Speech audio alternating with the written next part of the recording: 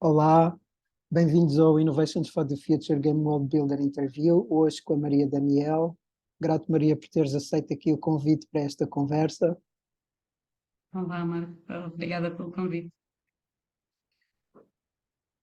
O convite foi para conversarmos um pouco sobre a teoria U, uma teoria que te encanta e me encanta, e talvez uma boa maneira de começar fosse por perguntar o que é que, nas tuas palavras, é a teoria U. Uhum. Bom, a teoria U acho que pode ser vista de várias formas, não é? Pode ser vista como um framework, não é? Em que pode ser de facto um mapa, para como é que a verdadeira criatividade e inovação acontece. Um, e isso foi o trabalho do Otto Scharmer desde 2009, quando publicou o livro de Teoria U, em que tentou de facto perceber como é que a verdadeira inovação acontece. Então criou o U como um mapa, mas também pode ser um conjunto de métodos e ferramentas, não é? Porque também tem essa componente, um, e que nos ajudam bastante de uma forma rápida e simples, a irmos para basicamente transformar a nossa consciência, não é? E porque a teoria U é tudo sobre, só podemos, não é? A mudança começa em nós e quando nós transformamos a nossa consciência, podemos ter uma ação diferente no mundo. Por isso pode ser o framework, pode ser os métodos e as ferramentas, e também pode ser um estilo de vida, não é? Acho que pode ser a forma como nós encaramos o mundo e tentamos ligar a um sítio mais profundo que já existe dentro de nós e depois podermos pôr isso ao serviço e manifestá-lo na nossa ação no mundo. Acho que é Grato, isso. Dani, grato. Como é quais são as histórias que te levaram à teoria U? Como é que ela entra na tua vida?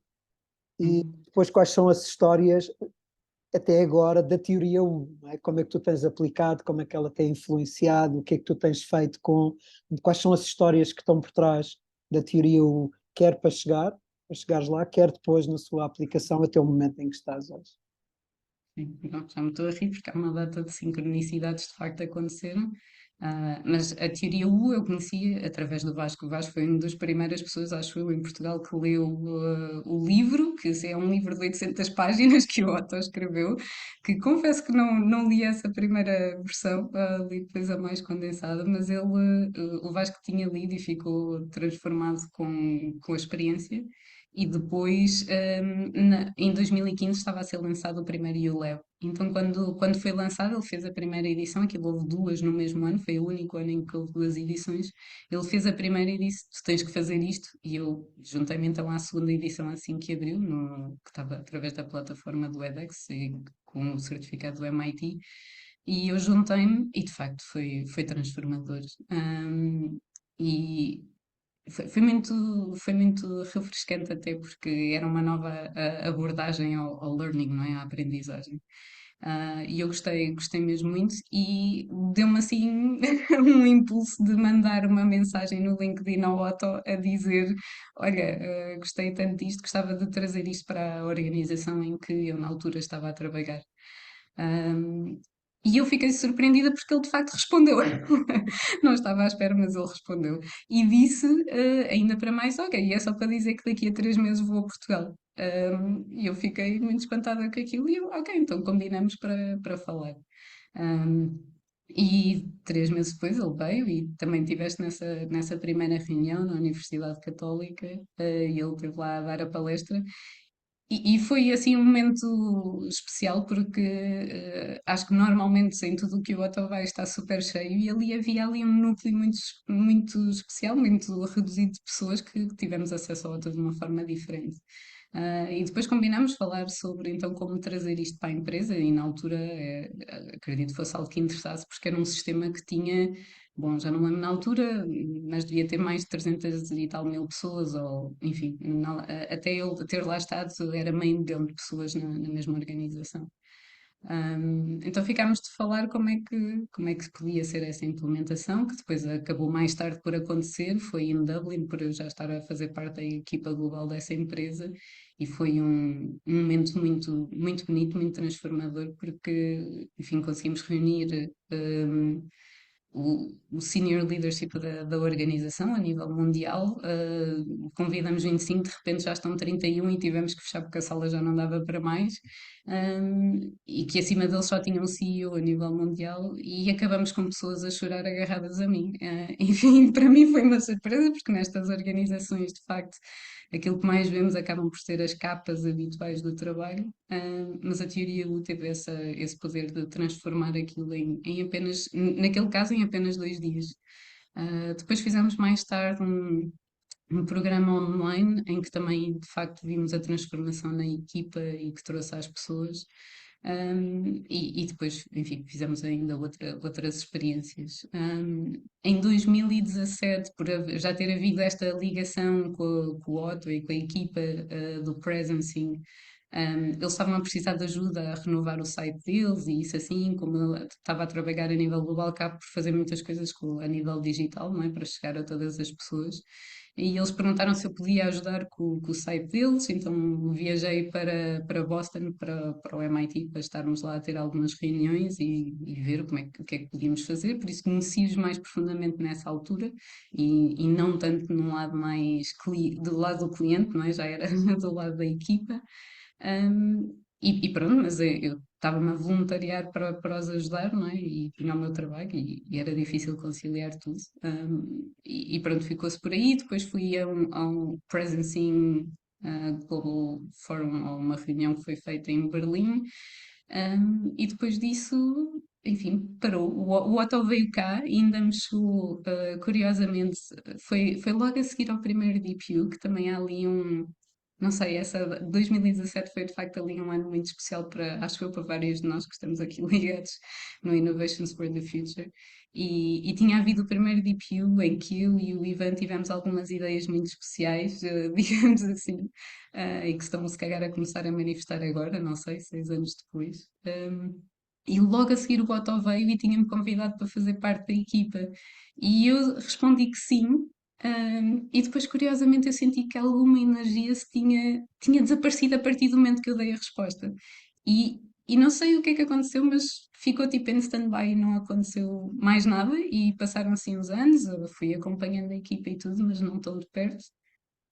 Mas depois, de facto, agora, recentemente, eu decidi finalmente dar o salto da empresa onde estava, que já não estava completamente, não estava alinhada com os valores e, enfim, eu estava já à procura de alguma coisa, mas estava sempre com aquela ideia que só ia sair quando encontrasse algo novo para fazer, porque estava com a crise de identidade do que é que eu queria fazer. Mas a verdade é que a teoria U tem razão, e lá está a parte do estilo de vida, não é? Nós de facto temos que dar o salto e entrar no vazio, entrar ali na zona do fundo do U, e é a partir daí que as coisas começam a acontecer e começa a haver o tal alinhamento. Então, dei a notícia que ia sair e uma semana depois o Otto liga-me e pergunta: Olha, estávamos a precisar de alguém para a equipa, por acaso estás livre? E eu, ainda não, mas vou estar em muito breve. E pronto, e foi assim.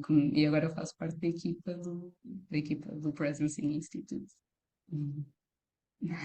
Grato, Uma Dani, data de sincronicidades. grato, Dani, por teres trazido essas histórias, todas essas histórias. Eu penso que é a primeira vez que as ouço a serem contadas de seguida, não é? Eu fui vivendo-as contigo ao longo do tempo e Sim. agora vejo-as assim todas de seguida.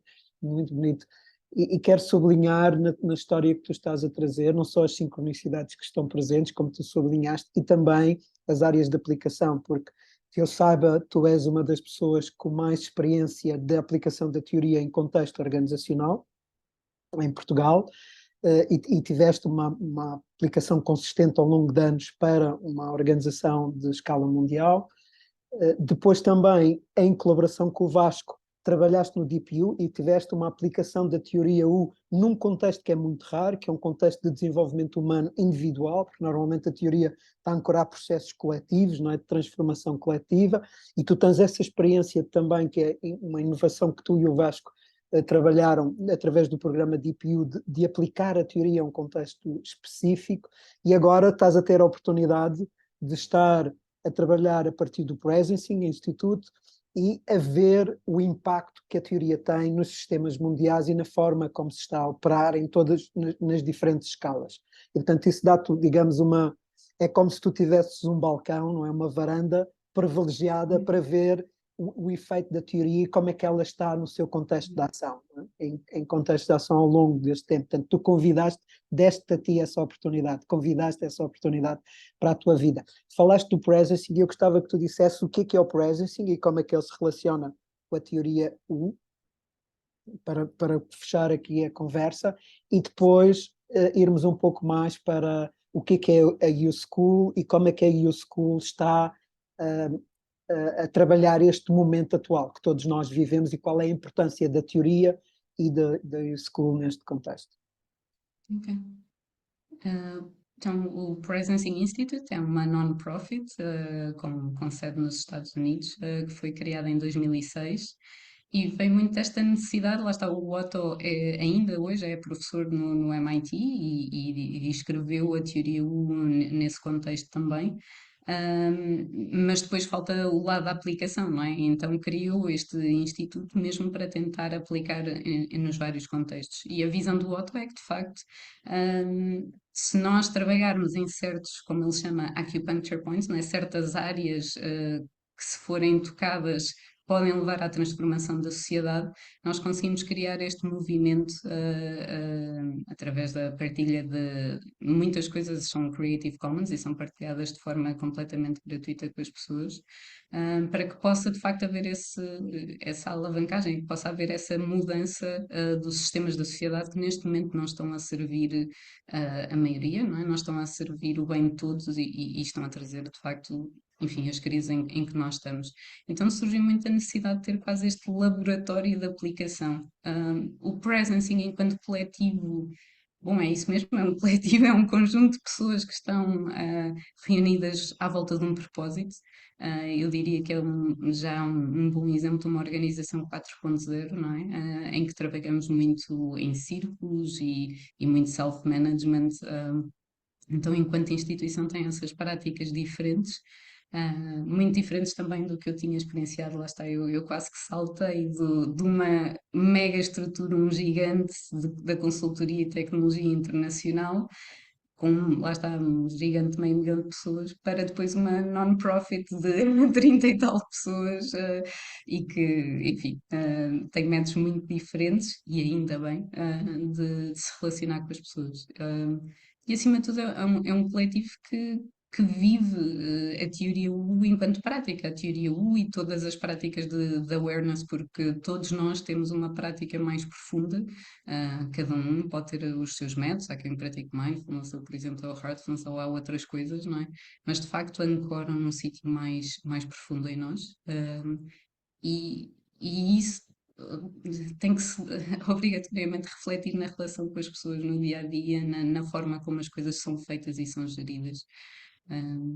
Por isso, sim, é este grupo bastante interessante e que agora recentemente lançaram a YouSchool, como estavas a dizer.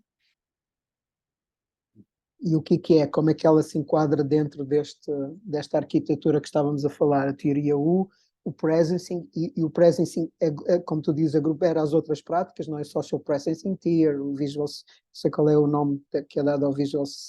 Visual Practice, neste momento, Isso. enfim, acho que já mudou o nome um bocadinho, mas sim. E tentado a compor, não é? Tentado a ver cada vez mais competências ou ferramentas de awareness, e agora a U-School. Podes enquadrar a U-School neste. Sim, sim, se calhar terminando a parte do presencing, de facto, como diz, o presencing tem a parte do capacity building, que é a U-School, digamos assim, é trazer os programas para o mundo, não é? Uns gratuitos, outros que têm que ser pagos, porque é a fonte de rendimento para depois haver sustentabilidade da equipa, porque não há fundos a virem do outro lado. Há a parte de research, há a parte das social arts, como estavas a dizer, que tem o social presencing theatre, uma prática mais de embodiment, mas também sempre com a perspectiva de como é que, através dessa ligação mais ao corpo, conseguimos tornar visíveis certos padrões que estão mais profundos num sistema, para depois também surgir a possibilidade de alguns futuros emergentes conseguirmos visualizar mesmo fisicamente como é que essas possibilidades. E a parte do visual presencing ou visual practice, que foi a Kelvin que iniciou, e que é uma prática 2D, não é? Ou seja, no fim a arte é como é tipo um desenho, ah, é- mas de qualquer forma a ideia é sempre captar todas as relações, eh, as coisas que não são ditas, não é? Digamos assim, quando um grupo está junto e capta isso no desenho e mais uma vez capta também o potencial daquele grupo, não é? E é transformado numa forma de arte. E então temos estas várias componentes e temos também a componente da consultoria para empresas, que foi o que aconteceu na altura com a empresa em que eu estava, e outras organizações. A ideia é trabalhar sempre com organizações que queiram de facto ter este tipo de transformação, não é? Não é trabalhar com qualquer um. Às vezes também há uma aposta em pessoas, não é? Que são a porta de entrada para estas organizações mais do que a organização em si, se calhar até foi o que me aconteceu naquela altura, não é? Se calhar não se pensava transformar aquele gigante da consultoria e tecnologia, mas houve ali alguma ressonância comigo também, como um change maker, digamos assim, e houve essa possibilidade. Mas a ideia é sempre trabalhar com instituições, organizações, indivíduos que queiram de facto, já estejam de alguma forma alinhados com estes princípios e queiram trazer essa transformação. A U-School é a visão, acho eu, desde sempre do Otto, não é?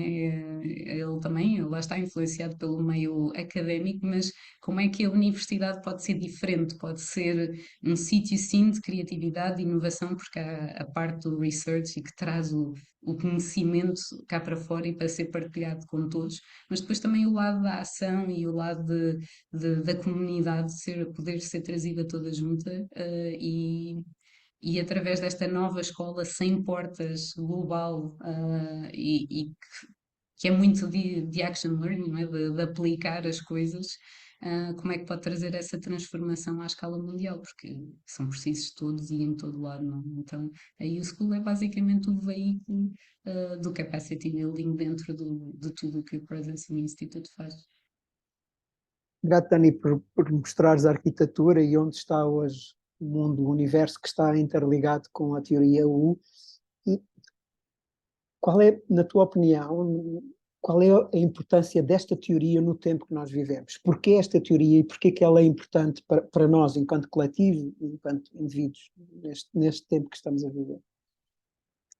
E o que é interessante é que, se calhar, quando foi lançada, era mesmo para um nicho e era, se calhar, as pessoas olhavam para nós e era um bando de malucos que estava a achar que, de facto, é através da consciência, o que é isso a consciência, não é? Mas é que se transforma o mundo. Se calhar, muito pouca gente entendia. Uh, mas o movimento, de facto, tem estado a crescer ao longo dos anos. Acho que há cada vez mais pessoas awake, não é? Das mais diversas formas, mas de facto a teoria U também tem ajudado a isso. Mas é engraçado que acho que desde a pandemia, ou pelo menos por aí, as organizações passaram a estar prontas também. Eu acho que de antes potencialmente não estavam, ou havia só ali um nicho de quem é que estava pronto a fazer isto a um nível organizacional. Eu acho que finalmente as organizações estão prontas para este tipo de temas. Então acho que hoje, na verdade, é mais relevante do que nunca. Apesar do trabalho já ter sido criado há vários anos, acho que agora é que está verdadeiramente a começar o trabalho. ah, para essa transformação acontecer nos diferentes setores da sociedade. Acho que há mais abertura de governos, começam a entender estes termos, a necessidade ah, de se fazer as coisas de forma diferente, basicamente, não é? Não promulgar o status quo que tem sido até aqui. Por isso acho que Na verdade, agora sim é que o trabalho se calhar vai começar. Uma das coisas que me encantou na teoria, eu também, como tu, conheci a teoria através do Vasco, é ele que me traz, e ainda tenho na memória, por volta das 5 da manhã, eu e o Vasco em nos encontrarmos no Rato para entrar na casa do Yes. Ribatejo para fazer a primeira celebração do primeiro aniversário de João Semedo, usando Teoria U, aquele dia magnífico que tivemos e que está muito no meu coração. Portanto, também é ele que me traz esta forma, como tu dizes, de ver o mundo e de viver. E uma das coisas que me tocou desde muito cedo é porque nós estávamos, ou eu estava habituado a lidar com as práticas da awareness muito ao nível individual e muito nas coisas das tradições espirituais e pronto, cada um faz o seu caminho. E tirando o círculo, não é? As práticas dialógicas e relacionais, a teoria é a primeira grande teoria que vem dizer isto é possível a uma escala diferente. Isto é possível para grupos e é possível. Há processos para nós irmos de um ponto A a um ponto B que ninguém sabe bem onde é que é. Não é? Isto é logo a primeira coisa que muda. Os pontos A e B são difíceis de quantificar e depois fazer esse processo enquanto coletivo, enquanto um grupo e não um indivíduo sozinho que tem a eliminação toda. E foi um grande aha para mim aquela coisa, tipo, uau, isto é algo completamente diferente. Portanto, aquilo tocou-me e tem sido, eu tenho visto e tenho observado a influência que ela tem tido na minha vida, nos projetos onde eu estou envolvido, nos sistemas onde eu participo, tem sido para mim um dos elementos-chave. Como conseguir fazer com que um grupo consiga se observar a si próprio e, a partir dessa observação e dessa vivência, criar algo que não existe. Portanto, algo que vem a partir, como o Otto diz, do futuro que quer emergir, algo que não está lá, não estava, há momentos atrás não estava cá, e veio a partir desse lugar. Portanto, isto para mim tocou muito, perceber isto. Como é que tu vês isto no tempo presente? Como é que tu tens vivido esta qualidade? E quais são as qualidades da teoria que tu sobressais a partir da tua experiência como algo que é relevante também para o tempo presente? A teoria tenta ser essencialmente como é que nós podemos acabar com este knowing doing gap, não é? Porque nós sabemos as coisas, sabemos o que nos faz bem, sabemos o que é certo, sabemos que queremos proteger o planeta, proteger uns aos outros, não é? Cuidar uns dos outros, essas coisas todas, mas de facto depois não o fazemos. E o que o Otto diz é que nós temos de facto que virar a câmara para nós próprios, e mudar o nível de consciência do qual partimos. E para isso é de facto preciso abrirmos o coração, abrirmos a mente, abrirmos a vontade. E é isso que o processo do U nos convida a fazer. Então, há muita importância na descida do U, em nos irmos para o campo, irmos ligar às pessoas, irmos ver o que está a acontecer no local para conseguirmos ser transformados por isso, não é? Estarmos a ligar e ter compaixão e entender o que realmente está ali, observar e sentir ao mesmo tempo o que está a acontecer.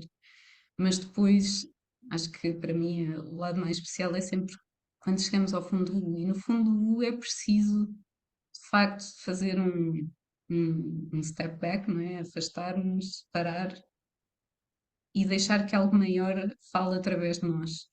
E aí nós podemos ter as práticas que quisermos, pode ser a meditação, pode ser o journaling que o Otto nos convida a fazer, do Step into the Future e isso assim, mas de facto é estar ligado a algo maior. E nós, a questão é que nós, hoje em dia, enquanto seres humanos, o que nós fizemos foi aprender a desligar-nos disso. Mas nós somos essa vida, nós somos essa essência, não é? Nós estamos cá por algum motivo. E a teoria U que nos faz é só religar outra vez a essa essência, religar ao coração e àquilo que realmente a vida nos está a convidar para fazer.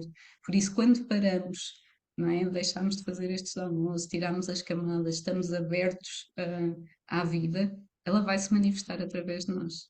E a vida quer sempre continuar a promulgar a vida, não é? Quer continuar a promulgar a beleza. É isso que a natureza nos mostra.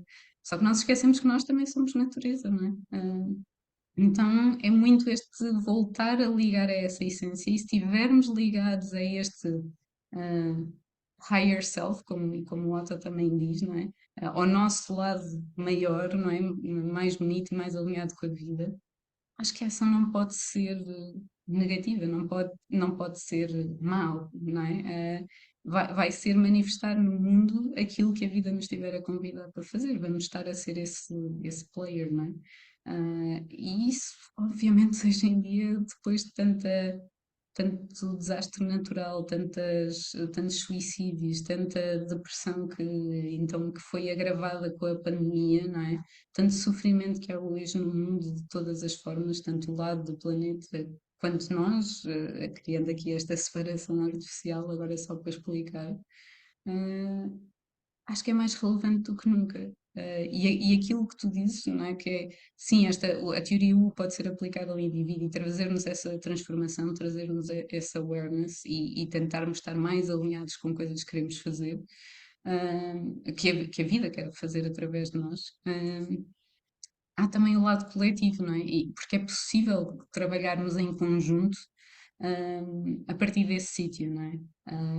O Otto diz muito, o futuro já cá está, nós só temos que afinar os nossos instrumentos para o sentir e abrir-nos o suficiente para receber essa informação, esse whisper, não é? Que a vida nos dá, mas a partir daí estamos alinhados a fazer aquilo que é suposto estarmos a fazer e isso é mais relevante do que nunca, por isso hum, acho que não precisamos de entrar porquê, porque o mundo está como está, não é? E nós sabemos, e se calhar também está tudo bem e faz parte, mas o que é certo é que eu vejo que está a haver cada vez mais este acordar coletivo em larga escala, que é a primeira vez na história do mundo em que isto está a acontecer, não é? É um momento muito especial por isso, e acho que este tipo de ferramentas e de metodologias estão só a ajudar nesse caminho, não é? A haver uma maior escala, para que estas coisas possam acontecer.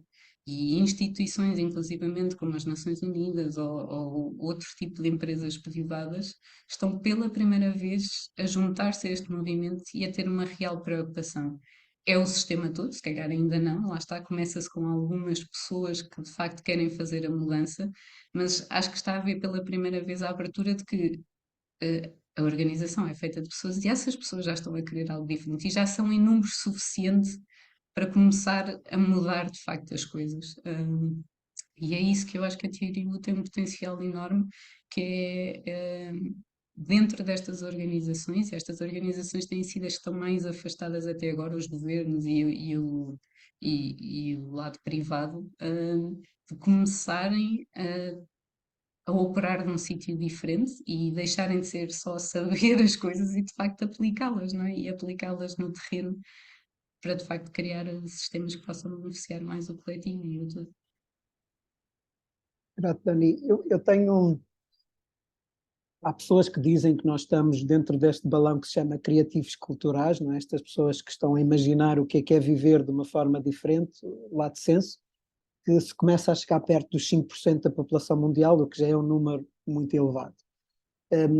Eu não sei exatamente os números da teoria U, mas eu diria que nós, no mundo inteiro, já somos muitos milhões com esta prática, com a teoria presente, em vários contextos de ação, em diferentes setores da sociedade, cobrindo todo um pouco, não é? E que há exemplos bastante bonitos, não é? De transformações feitas ao nível de países, como na Escócia ou como no Butão, não é? Onde a teoria tem chegado e tem sido um dos instrumentos que têm sido usados nesses sítios. Portanto, há um pouco por todo o lado.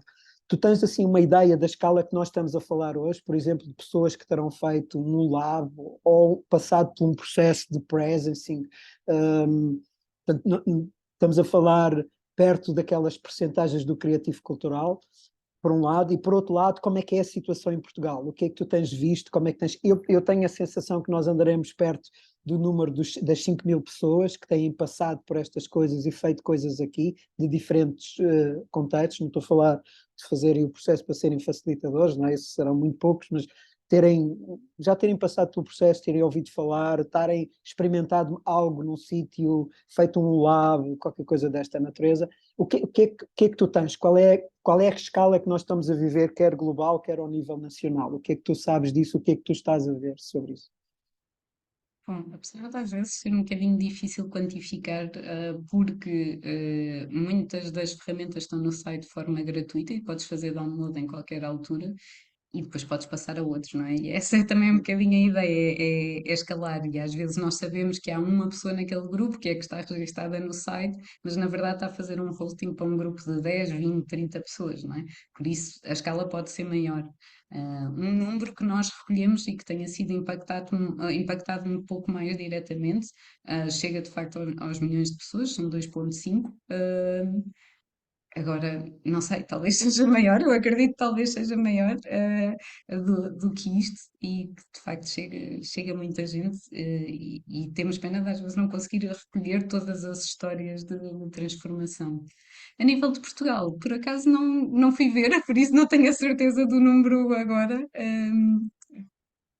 Enfim, acabo por saber melhor os que estão a nível global, mas sim, acredito que não esteja muito diferente do número que tu referiste, por isso sei que já há muita gente, aquilo que eu sinto é há muita gente com estas ferramentas e quer utilizá-las no seu contexto de trabalho e é precisamente isso, é como é que consegues começar a influenciar as coisas que estão à tua volta, não é? Que tens esse poder de influência, mas depois há aquela dificuldade de enfrentar um sistema que não está preparado para essa alteração, não é?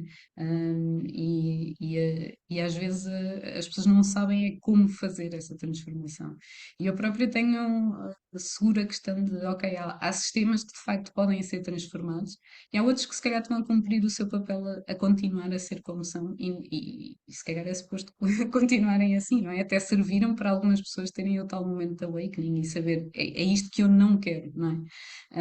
E esses talvez sejam os últimos a mudar e um pouco forçados, mas há de facto aqueles que querem mudar.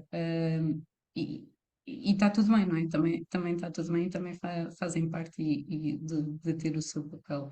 Mas acho que também segura aqui a questão de, ok, devemos ir para essa transformação destes sistemas ou começa a emergir a necessidade de criar sistemas novos, sistemas alternativos e que se suportem uns aos outros. Eu, a nível pessoal, tenho a sensação que já somos um número suficiente que se podia também começar a criar algo paralelo que pudesse, de facto, contribuir para nos sustentarmos uns aos digamos assim, para nos apoiarmos uns aos outros também. Não sei.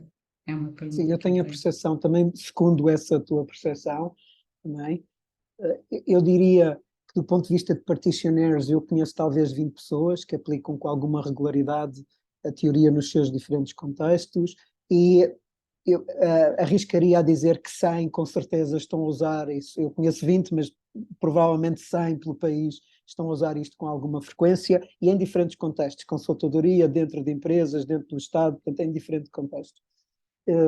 Talvez até mais, mas assim, com essa coisa, diria isso, e para mim isso já representa uma escala de nós podermos criar uma comunidade prática aqui, mais próxima e mais focada nos problemas, nas situações que nós temos aqui neste território, não é? Que estão interligadas com as questões globais e há particular maneira dessas questões serem vividas aqui neste espaço. Eu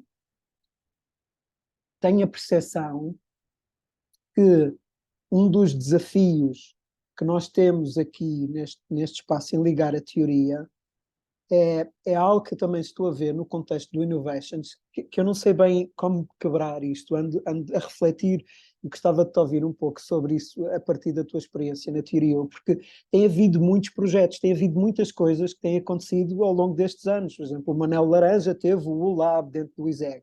A malta da Nova, aquele casal de professores na Nova que eu não me lembro o nome, que trabalharam, deram aulas com aquilo, não sei o quê. A malta da Católica, aliás, foram eles que trouxeram o Otto cá naquele ano em que a gente o conheceu cá, para o Lisbon NBA, foram elas, neste caso, que a convidaram, que trouxeram. Portanto, há muita coisa a passar-se dentro do mundo universitário e depois nas empresas. Não é? Tu deste o exemplo da empresa onde tu trabalhaste e há outras que estão a fazer esse trabalho e que têm feito esse trabalho também em comunidades e por aí fora. Há coisas a acontecer, há coisas que mexem, mas depois a sensação que dá é que elas desaparecem, tipo, é quase fogo fato, não é? Vem com muito brilho e depois desaparece, vem com muito brilho e desaparece. Não está, é como se não conseguisse sustentar a coisa. E quando se fala com as pessoas em concreto, ouve-se muito aquela ideia de eu estou sozinho, de eu não estar a ter a consciência que há outros que estão a fazer e que eu me posso juntar com outros e fazer coisas. E isto eu tenho também na escala Innovations por todo o lado. E mesmo a gente dizendo, olha, não estás sozinho, há este, há aquele, há o outro, a pessoa parece que continua dentro de si com aquele software de que eu estou sozinho, não é? Que esta coisa, que este vestido está sozinho. Como é que é a tua experiência e como é que tu vês este desafio, ou quais são os principais desafios de nós sermos mais consequentes com o uso da teoria para a transformação efetiva em Portugal? Um dos temas interessantes é não há social labs, ou há muito pouco social labs em Portugal, não é? Eu falei do Hum. caso do Blue Lab, temos o Value Flow, que o Paulo tem estado a trazer muito dessa energia para cá, mas são poucos os que se estimularam e nasceram. Provavelmente tu conheces outros. Como é que é? O que é que tu estás a ver dentro desta dinâmica do desafio da teoria em ação em Portugal? O que eu posso comentar é também com base na minha experiência pessoal, que acho que isto é algo a longo prazo, não é? A mudança não acontece só assim, não é? Não é só chegar lá e implementar as ferramentas e agora temos uma coisa nova e é tudo espetacular, não é? Acho que este mundo, na verdade, nem sequer é feito para isso, para estar tudo a funcionar super bem e estarmos super felizes o tempo todo. Mas acho que é nestas alturas que uma prática espiritual nos ajuda muito no caminho, porque eu próprio olhar para quem eu era na altura em que estava na empresa e estava a querer transformar. Há de facto também ali, não sei se eu posso dizer isto, mas eu vou dizer assim com estas palavras, mas há quase também ali uma arrogância de que, ou um julgamento do que é bom, porque estou a dizer que a empresa deve ser diferente, e é diferente segundo a minha visão, não é? Ahm, então, não sei, no meu caso, então, era uma empresa de meio milhão de pessoas, a arrogância era enorme, eu consigo transformar isto, e acho que vai muito também das expectativas que nós temos. De facto, eu não consegui transformar uma empresa de meio milhão de pessoas para agora ser uma empresa green ou teal, não é? Ah, mas eu transformei aquela equipa, não é? Houve algo que aconteceu ali de diferente. Aquelas pessoas são pessoas diferentes e isso não se perde. A partir do momento que essa janela abre, já não voltas a fechar. Pode sim ficar adormecido, mas isso é o ritmo da vida também. E foi ah, aquilo que eu, por exemplo, aprendi com esta questão do DeepU e da ideia, por exemplo, da Embassy me ter surgido há 6 anos atrás. E eu não sabia o que fazer com aquilo. E ainda hoje me questiono, mas porquê é que eu tive a ideia na altura? Porquê é que não surgiu só agora, se agora é que era para implementar? Mas se calhar era preciso outras coisas irem acontecendo nesse espaço de tempo, não é? E nós, enquanto humanos, não conseguimos ter essa capacidade de olhar para o todo e que esta peça está-se a mover ali ao lado e aquela também e daqui a uns anos isto vai-se tudo juntar, se calhar, e vai formar algo diferente. Mas se nós tivéssemos essa visão, lá está, chamemos-lhe perspectiva espiritual, ou o que nós quisermos, como quisermos chamar, esse algo, esse overview da vida, acho que íamos ver as coisas de forma diferente e que se calhar fazem sentido. Mas a grande frustração é que eu acho que as pessoas estão em sofrimento naquela altura e querem fazer a transformação assim. E não é assim que a vida funciona, mas nós não conseguimos alterar isto. É o que é, as regras deste planeta, seja lá quem for que as tivesse inventado, não é? Ah, e acho que é essa aceitação também que faz parte. Agora, eu sou uma pessoa diferente. Eu, quando me vou dirigir a outra pessoa, estou a partir do meu pequeno self ou do meu higher self, não é? E era isso que eu dizia da teoria U enquanto lifestyle, não é? Enquanto estilo de vida. Tu podes aplicar estas coisas em qualquer interação que tens. Estás a partir de um sítio de amor ou estás a partir de um sítio de medo, não é? Esse pequeno self a manifestar-se, obviamente as consequências vão ser, não é? Esse pensamento de scarcity, de não é? Vão-te fazer desenhar um programa, fazer uma ação no mundo que não é, se calhar, a que vai trazer mais benefício para todos. E então é como é que eu também me posso cultivar estas capacidades, não é? Do open mind, open heart e open will ao longo da vida, não é? E ter essa capacidade de aceitação de que a vida também trabalha com o seu ritmo, não é? Agora, não implica que já não hajam diferentes labs, e eu acho que eles estão a acontecer e está a acontecer a aplicação em muito lado. Eu acho que as pessoas estão-se a sentir sozinhas porque de facto olham só para dentro daquele sistema e esquecem-se que estão num sistema maior. E acho que se calhar há algo que pode ser feito, e é isso que o Otto e o Presencing Institute tentam fazer em estar a trazer em momentos como foi, por exemplo, o Gaia durante a pandemia, o Gaia Journey, de trazer as pessoas para se verem uns aos outros e sentirem que são um coletivo e que estão à volta do mundo todo. E eu acho que o Gaia mudou ali qualquer coisa. As pessoas, houve milhares de pessoas a juntarem-se naquela altura e a ficarem muito gratas por se conhecerem uns aos outros e sentirem que não estão sozinhos. E agora está-se de facto a pensar se deve voltar a haver alguma iniciativa desse género que traga as pessoas outra vez a relembrar que estão nesse coletivo. Cada vez que há um programa do Presencing ou da U-School, ou assim, eu acho que isso é relembrado. As pessoas estão ali em contacto, até numa breakout room, até online, não é? Sentem que estão em contacto com alguém que está a passar pelo mesmo. E é importante ir relembrando e também daí o poder das histórias e serem contadas, não é?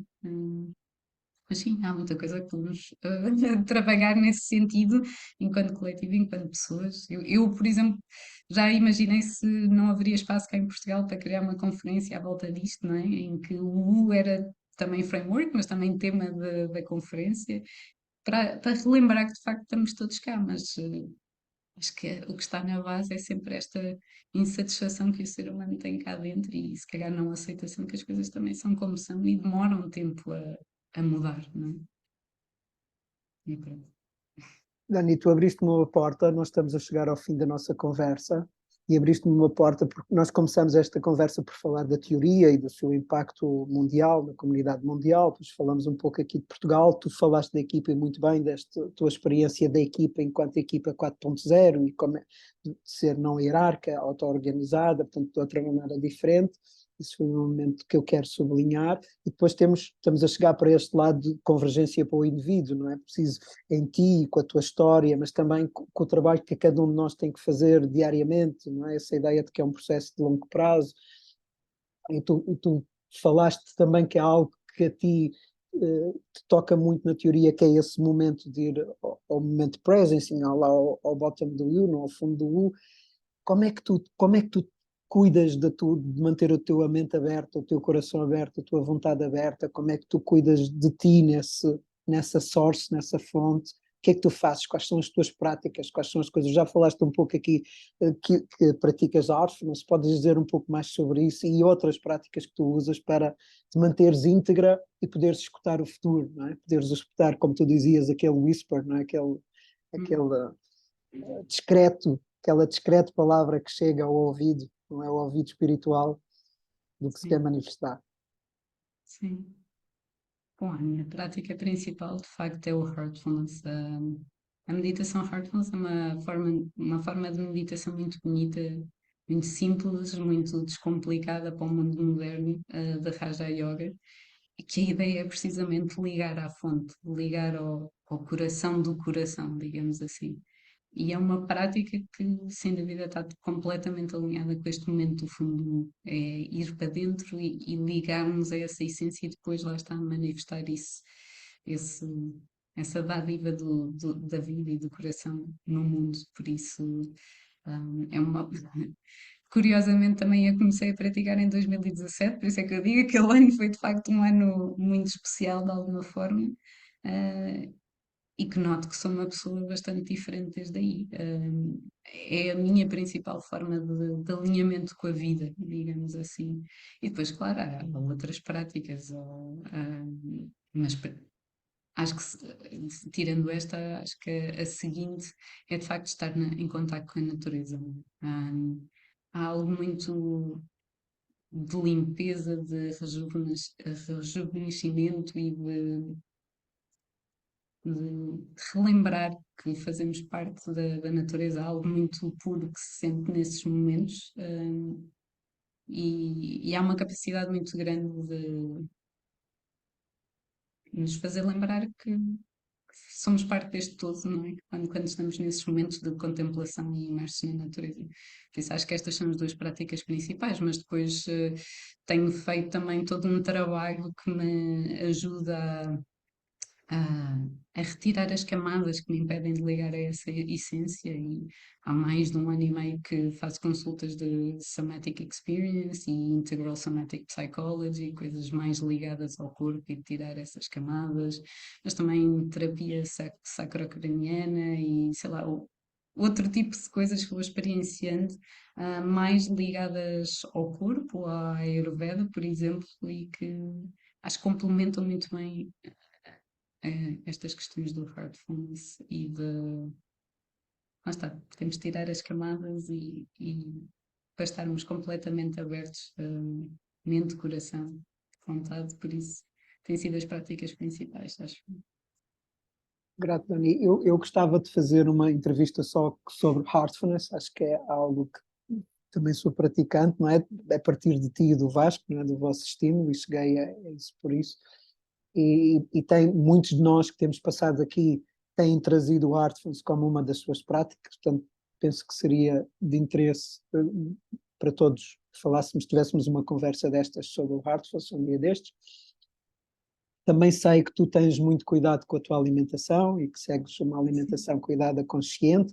Aliás, uma das pessoas que já falou aqui, o Duarte, foi uma das pessoas que também contribui para esse caminho da tua alimentação, não é? E gostava de, no futuro também trazer outras pessoas com outras arquiteturas ou outros sistemas de alimentação aqui presentes.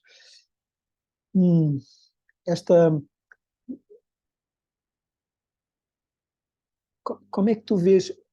Nós falamos um pouco sobre a essência da teoria, tu trouxeste a essência do presencing em si, puseste essa alma do presencing e muito a partir da visão do Otto, que está em cima da mesa. Hoje já não só, mas de facto ele é o grande motor de tudo isto que nós temos estado a viver e